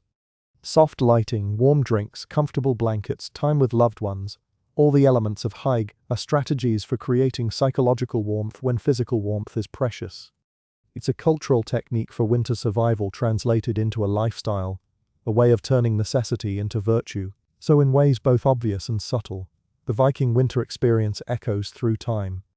It shaped a culture, forged a people, influenced societies far beyond Scandinavia, and left traces that persist even now. The specific challenges the Vikings faced, the particular solutions they developed, these were products of their time and place. But the underlying reality that humans must adapt to harsh environments and that adaptation shapes character and culture in profound ways, that truth is universal and timeless. The story of Viking winters is not ultimately about cold or darkness or hardship for their own sake. It's about human resilience and ingenuity. It's about communities banding together to survive challenges no individual could face alone. It's about finding meaning and even joy in difficult circumstances, not by denying the difficulty but by meeting it directly. It's about preparing carefully, enduring patiently, and celebrating when survival is achieved. Modern people living in climate-controlled comfort might look at Viking winters and think how terrible, how miserable, how did they stand it? And by contemporary standards, yes, it was all of those things. But to the Vikings themselves, winter was not an aberration or a disaster. It was a season, expected and recurring, one pole of the annual cycle. It required different strategies than summer, but it was manageable. They didn't just endure winter. They lived through it, fully and completely, working and playing and loving and grieving and being human despite the cold. There is something almost meditative about the Viking approach to winter, a kind of deep acceptance of reality as it is rather than as one might wish it to be. The cold will come, the darkness will descend, these facts cannot be changed. So you prepare, you gather resources, you build strong walls, you maintain your tools and your relationships. And when winter arrives, you settle into it, doing what needs to be done day by day, not fighting against it uselessly but working within its constraints. This acceptance was not the same as giving up. The Vikings didn't passively submit to winter. They actively managed it, using every tool and technique available, but they didn't exhaust themselves railing against the inevitable. They saved their energy for what could actually be influenced, and let the rest be. There is wisdom in that approach, wisdom that extends beyond winter to other challenges and difficulties. The rhythm of Viking life, the expansion and contraction, the activity and rest, the preparation and endurance, this created a kind of balance. Summer's intense activity was made possible by winter's forced rest. Winter's scarcity made summer's abundance more precious. Neither season could be sustained indefinitely. Together they formed a whole that was livable, even if each part alone would have been unsustainable. Modern industrial society has largely broken this rhythm. Activity continues year-round. Abundance, at least in wealthy nations, is expected constantly. Rest is scheduled rather than seasonally imposed. This has brought enormous benefits, certainly. But it has also perhaps cost something. The Vikings knew themselves as part of natural cycles larger than themselves. They lived within those cycles, adapted to them, derived meaning from them. Modern people often live apart from those cycles, insulated from seasonal variation, less connected to the rhythms that governed all human life for most of history. Whether that disconnection is entirely positive is debatable. There is certainly value in not fearing starvation every winter. But there may also be value in the psychological and spiritual dimensions of the older way, in the acceptance of limitation, in the deep community bonds formed through shared challenge, in the satisfaction of surviving something genuinely difficult through preparation and effort and mutual support. The Vikings would likely find modern life incomprehensible in many ways. The technology, the complexity, the sheer abundance would astonish them, but they might also recognize certain absences. The modern epidemic of loneliness, the breakdown of community in many places, the disconnection from nature and seasonal rhythms, the anxiety that comes from living in a world where everything seems controllable, but nothing feels secure, these might strike them as strange and troubling. They had their own anxieties, certainly, but they faced them collectively within a framework of shared understanding and mutual obligation. None of this is to say that Viking winters were good or that we should romanticize them. They were hard and dangerous, and killed people regularly. Many of the deaths were children, and the elderly, those least able to withstand the stress. The discomfort was real. The fear was justified. The relief when winter ended was profound precisely because the experience had been so difficult. But within that difficulty, the Vikings found or created things worth preserving and remembering: resilience, community, the ability to find joy even in hardship, the satisfaction of work done well, the warmth of fire and family when cold and darkness press close. As the full warmth of spring established itself across Scandinavia, as the last ice melted, and the days grew long and the fields turned green, the Vikings did not forget winter. How could they? Would return in its time as surely as night followed day. But for now, for these months of light and growth and opportunity, the work of summer was different work, demanding in its own ways, but not requiring the grim endurance that winter demanded. Young people born in spring would experience their first winter months later, know it only from stories until they lived it themselves. And when they did, they would understand why their parents and grandparents spoke of it with such respect. They would learn what their ancestors had learned, what each generation had to learn for themselves. That winter could be survived, that preparation mattered, that community was essential, that humans were tougher than they looked. That the cold could be endured and outlasted, and that spring, when it finally came, was sweeter for the hardship that preceded it. So the tale of Viking winters comes to us across centuries, preserved in archaeological remains and saga fragments, and the cultural memory of Nordic peoples. It tells of smoke-filled long houses and wool clothing and preserved fish and livestock sharing space with humans. It tells of darkness and cold and the careful rationing of resources. But more than that, it tells of people who faced a harsh environment with pragmatism and courage and dark humor, who built lives in places where life was difficult, but not impossible. Who created a culture distinctive and enduring despite or perhaps because of the challenges they faced. When we look back at the Vikings now, we often focus on their ships and raids and conquests. These are dramatic and visible, the stuff of exciting stories. But perhaps equally remarkable was their simple persistence through winter after winter after winter.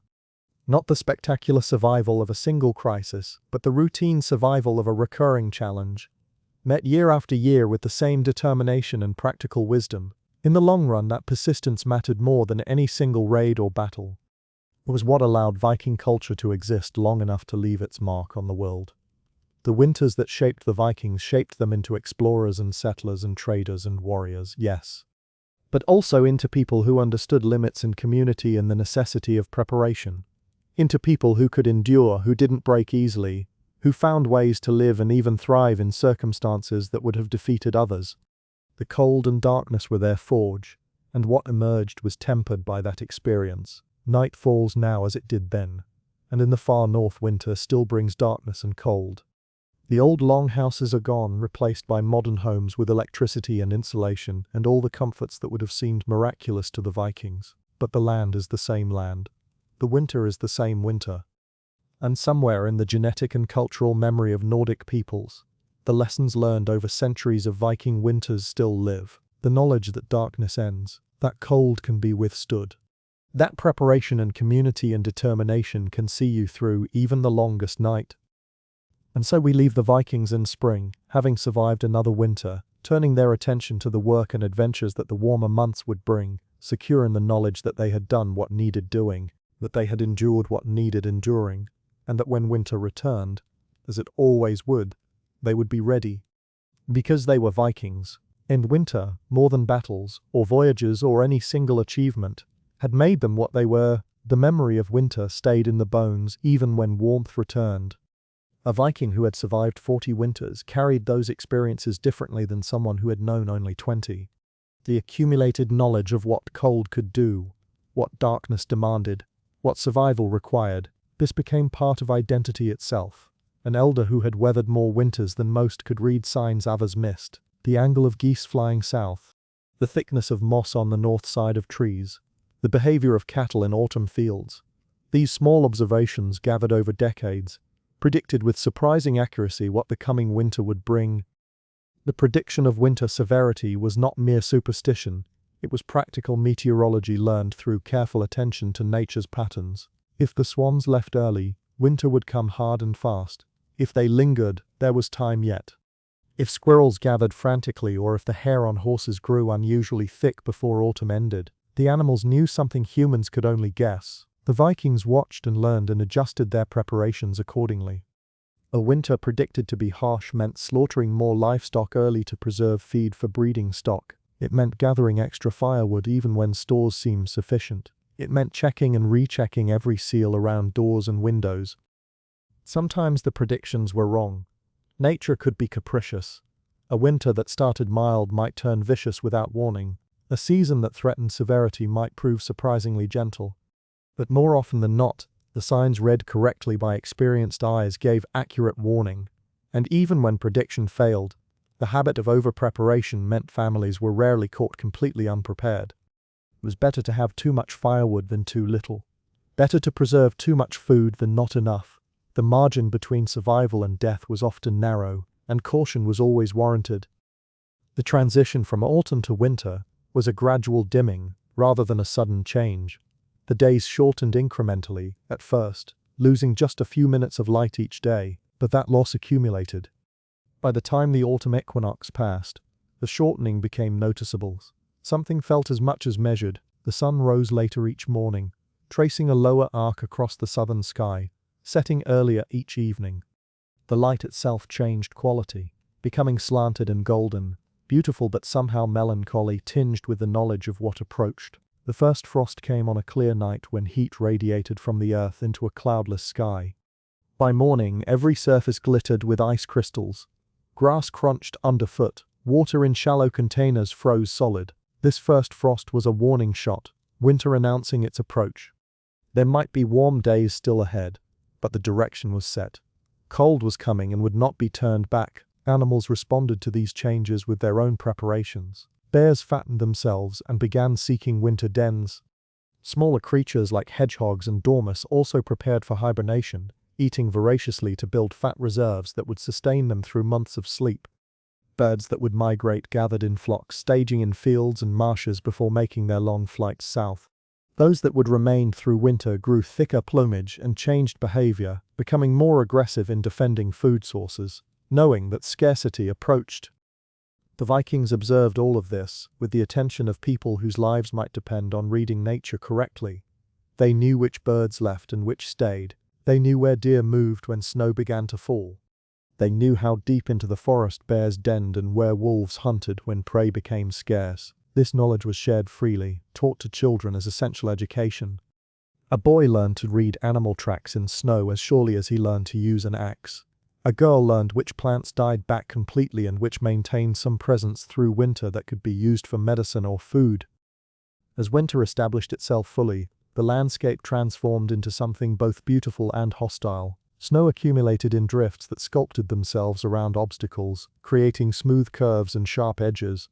Wind carved the snow into patterns that shifted with each storm, erasing paths and creating new ones. Trees stood stark against white ground, their branches outlined in frost or laden with snow that bent them into graceful arcs.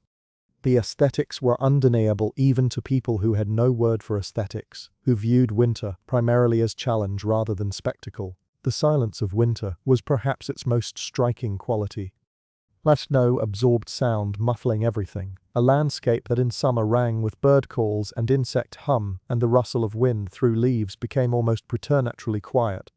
Your own footsteps, the creaking of a branch overhead, the distant call of a raven, these sounds carried with unusual clarity through air, made dense by cold.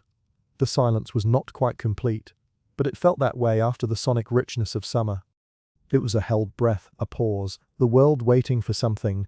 On clear nights, winter brought compensations for its harshness. The aurora borealis danced across northern skies, curtains of green and sometimes red or purple light that shimmered and shifted. The Vikings had various explanations for this phenomenon. Some saw it as light reflecting from the shields of Valkyries riding to collect the worthy dead. Others thought it was fire in the heavens, celestial realms made briefly visible. Modern science understands it as charged particles from the sun, interacting with Earth's magnetic field, but the Vikings' poetic interpretations captured something true about the experience of watching those lights. They were otherworldly, numinous, a reminder that forces beyond human comprehension shaped the cosmos. The stars themselves were more visible in winter when long nights and often clear skies created perfect viewing conditions.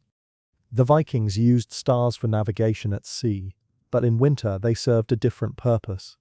They were companions in the long, dark, familiar patterns that repeated year after year, proof that despite the cold and darkness, the universe continued its ordered dance. Particular constellations rose and set at predictable times. You could tell how deep into night you were by which star stood overhead. which had set in the west, which were rising in the east. The moon's phases took on special importance in winter. A full moon reflecting off snow could provide surprising amounts of light, enough to travel by if necessary, enough to work outside for short periods. New moon nights were profoundly dark, especially when clouds covered the stars. These darkest nights were times for staying inside, for staying safe near the fire. Nothing good happened in that absolute blackness. Getting lost was too easy. Predators had advantages humans lacked. Better to remain sheltered until the moon or the sun returned. Time itself felt different in winter. The repetitive nature of each day, the long stretches of darkness, the slow passage of weeks that blurred into each other, all of this created a temporal experience unlike summer's varied busyness. Winter time was thick time, heavy time, time that had to be endured rather than used productively. The Vikings marked major festivals to break this monotony, anchor points that gave shape to the formless passage of cold months. Yule was the most important, falling near the winter solstice when days were shortest and darkness deepest. Yule was not a single day but an extended celebration, sometimes lasting weeks. It marked the turning point when days would begin lengthening again, when the sun that had been retreating would start its slow return. This astronomical event was deeply significant to people who lived so intimately with seasonal changes. The reversal of the sun's decline was literal hope, tangible proof that winter would not last forever. Even though the coldest months still lay ahead, even though the solstice came long before spring, the change in direction mattered psychologically. The Yule log was both symbol and necessity. A massive log, often the largest available, was brought inside and placed on the hearth with ceremony. It was meant to burn throughout the Yule celebration, its continuous flame representing the sun's light persisting through the darkest time. The ashes from the Yule log were carefully preserved and believed to have protective properties. They might be scattered in fields to ensure good crops, or kept in the home to guard against lightning or fire. The ritual transformed a practical act, burning wood for heat, into something sacred. Feasting during Yule was excessive by design. It was a conscious counterpoint to the scarcity and rationing that characterized most of winter. For a few days, people ate freely, even wastefully. Preserved meats that had been carefully hoarded were brought out in abundance. The best mead was opened. Special breads were baked. If there were apples or other preserved fruits, they appeared now. The feasting served multiple purposes. It was celebration, yes, but also a psychological necessity. After weeks or months of thin porridge and dried fish, a proper feast reminded people what they were enduring for, why survival mattered. It was an investment in morale that paid returns through the remainder of winter. Gift-giving during Yule reinforced social bonds. Gifts were often practical items, wool mittens or carved bone needles or preserved foods, but the giving itself was the point. To give was to acknowledge connection, to strengthen ties of kinship or friendship or obligation. A gift created or intensified a relationship, bound giver and receiver in mutual recognition. In a society where survival depended on cooperation, where winter could kill anyone who fell outside the network of mutual support, these social bonds were literally life or death important. Yule gift-giving was thus both pleasure and serious business. Stories told during Yule tended toward the mythic and the heroic. This was when the great sagas were brought out, tales of gods and heroes that might take multiple nights to tell completely. The most skilled storytellers held their audiences rapt for hours, their voices rising and falling, their words painting pictures that listeners could see in their minds. These stories were entertainment, but they were also cultural transmission. They taught values, explained the world's origins, provided examples of how to behave or not behave. A child listening to the saga of Sigurd slaying Fafnir was learning about courage and its costs. A young man hearing of Odin's sacrifices was learning that wisdom required payment. Music and dance, to the extent Vikings practiced them, featured during Yule celebrations. Drums and simple string instruments provided rhythm and melody. People sang, sometimes in harmony, voices blending in ways that created beauty from the simple act of breath and sound. Dancing was likely simple, not the elaborate choreographed performances of later ages, but movement in rhythm with music, bodies responding to beat and melody. Another way of affirming life in the midst of winter's death grip. Drinking during Yule was expected and encouraged within limits. The line between festive intoxication and problematic drunkenness was understood if not always respected.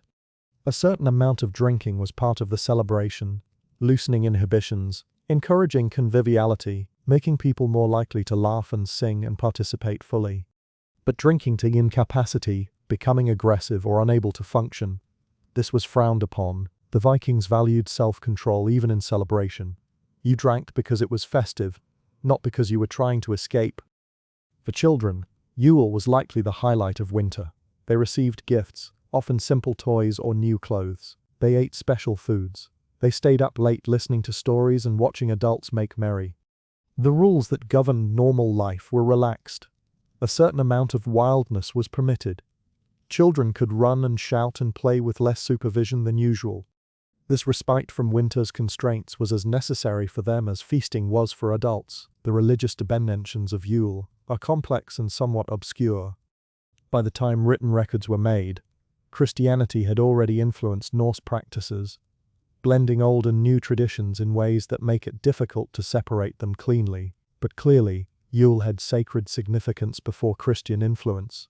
Sacrifices were made, possibly including animals, and perhaps in very early periods, even humans, though evidence for the latter is debated. These sacrifices appealed to gods and spirits for protection, for the return of the sun, for good fortune in the coming year. The blood of sacrificial animals might be sprinkled on altars or on participants, a ritual blessing. Divination was also practiced during Yule, attempts to read the future through various means. Runes might be cast and interpreted. Dreams were considered particularly significant during this liminal time between the old year and new. Omens were read in the flight of birds or the behavior of animals or the patterns of smoke rising from the hearth. These practices reflected the universal human desire to know what was coming, to have some control or at least foreknowledge of fate. In the uncertainty of Viking life, where disaster could strike without warning, any glimpse of the future was valuable. After Yule ended, the long descent into the deepest part of winter began. The days did lengthen, but imperceptibly at first. The cold often intensified even as light increased. January and February, or their Norse equivalents, were typically the harshest months. Food stores that had seemed ample in autumn were noticeably depleted. The variety that had characterized early winter meals narrowed to monotonous repetition of whatever remained. Dried fish, porridge, perhaps some preserved meat if you were fortunate. Day after day the same meals, the same flavors or lack thereof, the same textures. The psychological challenge of late winter was perhaps greater than the physical challenge. The novelty of winter had long worn off. The Yule celebrations were past. Spring remained distant. This was the grinding middle, the part that tested endurance most severely. Nothing dramatic happened. Each day resembled the previous one. Wake in darkness, tend the fire, eat something, do simple work, eat again, tell a story or sit in silence, sleep, repeat. The monotony could break the spirit more effectively than cold or hunger. Depression was surely common, though Vikings had no clinical term for it. The long darkness, the isolation, the lack of sunlight, all of these contribute to seasonal affective disorder, even in modern people with adequate nutrition and comfortable homes. Vikings with neither had it worse. Some people simply withdrew, becoming silent and lethargic, unable to muster energy or interest. Others became irritable, snapping at family members over trivial annoyances. The close quarters meant that everyone's mood affected everyone else. One person's depression could drag down an entire household if not addressed. Communities dealt with this in various ways. Visiting between households, even when travel was difficult, helped break the isolation. Someone might snowshoe or ski to a neighbor's longhouse just to see different faces, hear different voices. These visits were brief, the visitor not wanting to impose on another family's resources, but they were valuable for the variety they provided. News was exchanged, gossip shared, the sense of connection to a larger world maintained. Work rhythms changed in late winter. The intense crafting and preparation that had characterized early winter slowed as major projects were completed and materials were exhausted. There was only so much wool to spin, only so many tools to repair. When those tasks were finished, people faced uncomfortable amounts of empty time. Some responded by becoming creative, starting projects that weren't strictly necessary, but gave purpose to empty hours. A man might carve elaborate decorations on a tool handle. A woman might weave patterns into cloth that were aesthetically pleasing but not functional. These acts of creation for their own sake, making something beautiful or interesting without practical purpose. With small rebellions against winter's grinding sameness, sleep became even more important in late winter. With little work to do and darkness dominating, people slept longer, sometimes 12 or 14 hours out of every 24. This was practical, conserving energy and calories, but it also helped pass time. Sleep consumed hours that might otherwise drag. Dreams provided variety that waking life lacked, and sleep itself was a kind of escape, a temporary reprieve from consciousness of cold and hunger and boredom. The dreams that came in these long sleep periods were often vivid and strange. The Vikings believed that some dreams were messages from gods or ancestors, that sleep thinned the boundaries between worlds. A person who dreamed of dead relatives might believe they had actually visited with them in some other realm. Prophetic dreams were taken seriously, discussed and interpreted, used to make decisions about the future. Whether these beliefs were literally true or not, they served a purpose. They made even sleep meaningful, transforming unconsciousness into a kind of work, a receptivity to wisdom and guidance. Physical ailments worsened in late winter. Bodies stressed by cold and limited diet became susceptible to illness. Respiratory infections spread easily in crowded longhouses where everyone breathed the same smoky air. Wounds that might have healed quickly in summer festered and became infected. Dental problems that had been merely painful became agonizing. The Vikings had limited medical knowledge and fewer tools. Herbs and poultices helped some conditions. Prayer or magic might be tried for others, but often there was simply endurance, bearing pain until it passed or until you didn't. Children suffered especially from the confinement of late winter. Young bodies needed movement and play, but space for either was severely limited. Children got on adults' nerves and on each other's. Fights broke out over nothing. Tears came easily. Sincere parents, exhausted by winter's demands, had little patience for children's needs. The result was a household that felt perpetually on edge, everyone irritable, no one quite able to relax. Older children might be given responsibilities that helped. A boy of 10 or 12 could be tasked with keeping the fire going overnight, waking periodically to add wood. This made him feel important and useful while also teaching responsibility. A girl of similar age might help care for younger siblings, freeing adults for other work. These responsibilities weren't always welcome, but they provided purpose and broke the monotony of having nothing meaningful to do. The livestock sheltering in the longhouse were also affected by late winter. Animals grew restless and irritable just as humans did. Feed quality declined as stores aged. The best hay had been used first, leaving increasingly coarse and unpalatable material for late winter. Animals lost weight despite being fed. Their coats grew dull. They became more prone to illness. Some simply gave up, lying down and refusing to rise, dying despite having adequate food and shelter. Animals could lose the will to survive just as humans could. When an animal died in winter, it presented both problem and opportunity. The body had to be removed from the longhouse quickly, or it would rot and create health hazards. But frozen ground made burial impossible. Often the carcass was simply dragged outside and left. Scavengers, ravens and foxes and wolves, would eventually consume it. If the animal had died from illness, its meat couldn't safely be eaten. But if death was from old age or injury, the meat might be salvaged, a welcome addition to dwindling food stores even if the circumstances were grim. The predators that scavenged dead livestock sometimes became bolder, approaching the longhouse itself. Wolves especially could be dangerous in late winter when game was scarce and pack members were hungry.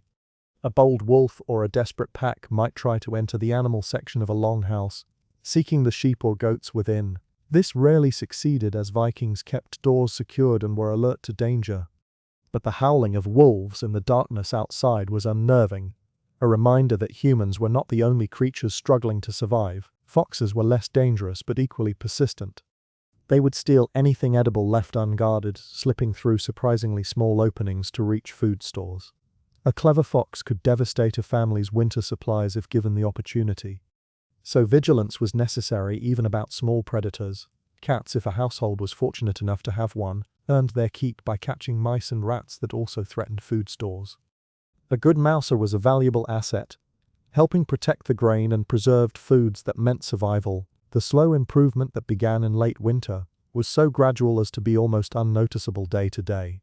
But week to week the changes accumulated. By late February or early March, depending on latitude and specific weather patterns that year, the sun at midday had real warmth. It wasn't enough to melt accumulated snow, not yet, but you could feel it on your face when you stood in direct sunlight. That warmth was psychologically enormous, tangible proof that winter was weakening its grip. The light increased daily, becoming obvious now. The sun rose noticeably earlier each week, set noticeably later. The balance tipped at the spring equinox when day and night were equal in length. After that, light dominated, days longer than nights for the first time in months. This astronomical fact registered deep in human consciousness. The long darkness was definitively past. Light had won for another year. Snow began to change character in late winter. The temperatures that warmed slightly during day but still dropped below freezing at night created a freeze-thaw cycle. Snow melted superficially, then refroze, creating a hard crust on the surface. This crust sometimes supported weight, allowing you to walk on top of snow rather than sinking into it with each step. Other times it broke through unpredictably, one leg punching down while the other stayed on the surface, creating an exhausting and sometimes dangerous way to travel. Meltwater began to appear, at first just small trickles along the surface of the snow, following terrain contours, seeking low points. These tiny streams grew day by day as more snow melted. They merged with each other, forming larger flows. Eventually they found their way to streams and rivers, which began to swell with runoff. The sound of running water, absent for months when everything was frozen solid, returned. That sound, the burble and splash of water moving freely again, was profoundly reassuring. Life was liquid, not frozen. The world was flowing again. The ice on lakes and rivers weakened from beneath as water temperatures slowly rose. This was a dangerous time for travel. Ice that had been safe to cross for months could suddenly become treacherous. The visual signs of weakness weren't always obvious. Ice could look solid while actually being honeycomb fragile underneath. Every year people fell through thinning ice, sometimes managing to pull themselves out, sometimes not. Those who went through into frigid water had minutes at best to escape before hypothermia incapacitated them. Even if rescued, they faced serious risk of death unless they could be gotten to warmth quickly. The first breakup of river ice was a dramatic event when it came. Massive sheets of ice, some yards thick, broke free from banks and from each other. They ground together with tremendous force, making sounds like thunder or like the earth splitting. Ice chunks, some as large as houses, piled up in jams that temporarily dammed the river, causing water to back up and flood surrounding areas. Then the jam would break and the mass would surge forward again, carrying everything before it. Watching this violent transformation, standing on the bank as winter's frozen grip shattered, was both thrilling and frightening. As snow retreated and bare ground began to appear, first in sun-exposed areas and slopes with southern exposure, the earth itself was revealed. The soil was still frozen, still hard as stone, but it was visible, which meant plowing time approached. Men inspected their plows and harnesses, made final repairs, prepared their draft animals. Fields that would soon need to be planted demanded attention. The urgency of spring work was still weeks away, but preparation for it began as soon as conditions allowed. The smell of late winter and early spring was distinctive. Wet earth began to smell like earth again, rather than just cold. Rotting vegetation that had been frozen emerged from snowbanks, organic material that had been preserved by cold now exposed to warmer temperatures and beginning to decompose. It wasn't always pleasant, this smell of thaw and rot and exposure. But it was the smell of change, of transformation, of winter ending and a new season beginning. Birds returned gradually, not all at once but in waves over weeks. First came the hardy species that could tolerate cold if there was any food available. Then came the main migration, massive flocks that had wintered far to the south, now returning to northern breeding grounds. The sky filled with birds where it had been empty. Their calls and songs filled the air where there had been silence. To people who had endured months of quiet and stillness, this sudden explosion of avian life and noise was almost overwhelming, a sensory richness that took adjustment after deprivation. The first green shoots appeared in protected spots along south-facing banks or near rocks that absorbed and held solar warmth. These were tiny at first, barely visible, easy to miss if you weren't looking carefully. But they were green, living green, chlorophyll catching sunlight, and beginning the ancient alchemy of photosynthesis. No color could be more welcome after the whites and grays and blacks of winter landscape. No color could be more welcome after the whites and grays and blacks of winter landscape. That first green was promise made visible, proof that life persisted and would expand again. The final weeks before true spring were perhaps the most difficult in some ways. Winter was broken but not gone. The days were longer and warmer but still cold. Food stores were at their lowest but new food wasn't yet available. The community was tired, worn down by months of confinement and scarcity, but the massive work of spring still lay ahead. This liminal time required a last push of endurance, surviving just a bit longer until the season truly turned. Children born in late winter or early spring often had better survival rates than those born in autumn. Despite being born into the hardest time in terms of food availability, they had their mother's full attention during the quiet late winter months, and they grew through spring and summer, when milk was most plentiful and mother's nutrition was best. By the time the next winter came, they were months old, stronger and more resilient than newborns. The timing of birth and seasons interacted in complex ways, affecting survival and health in patterns that women understood through experience even without formal study. The first true rain of spring, liquid water falling from the sky rather than frozen precipitation, was an event worth noting. Rain meant temperatures had risen above freezing at ground level. It meant the atmosphere itself was warming. Rain washed away remaining snow faster than sun alone could melt it. It cleaned the world, washing away months of accumulated grime, and it soaked into the earth, preparing it for planting, recharging aquifers and wells. The sound of rain on a roof after months of snow falling in silence was its own kind of music.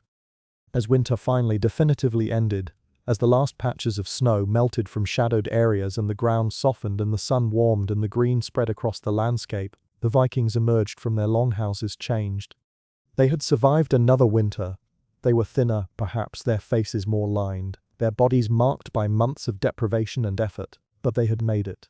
They had endured, and that fact alone was worth celebrating. The knowledge they carried forward from each winter accumulated over lifetimes. The mistakes that could be fatal were remembered and avoided. The techniques that worked were preserved and refined. The social bonds that helped survival were maintained and strengthened. Viking culture was not static. It evolved constantly, incorporating new ideas and discarding what didn't work. But the core remained constant, shaped by the annual test of winter, forged in cold and darkness and scarcity.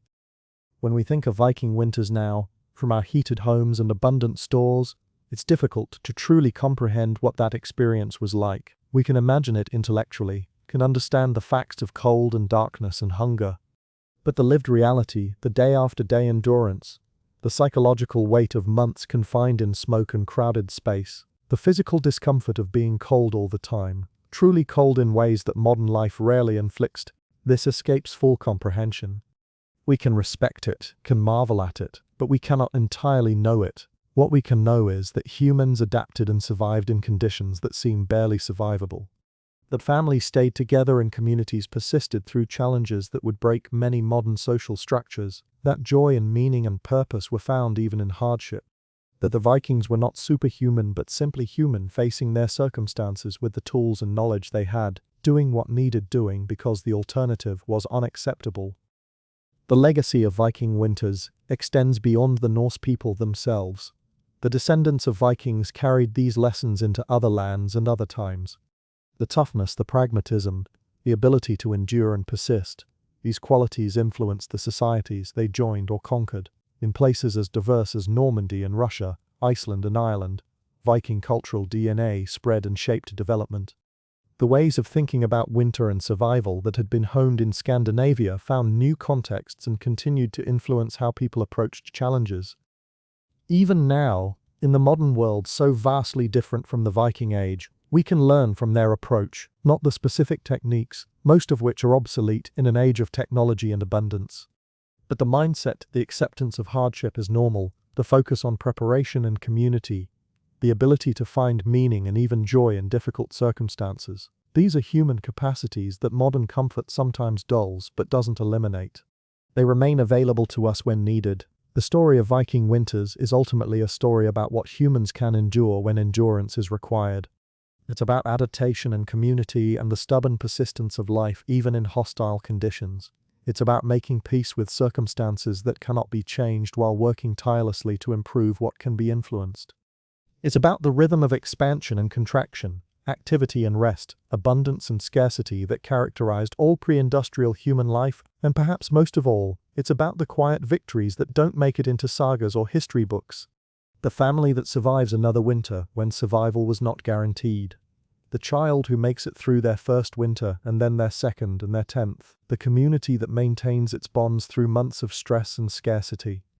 The accumulated wisdom that gets passed from one generation to the next, each learning from those who came before, each adding their own small innovations to the store of knowledge. These victories were not dramatic.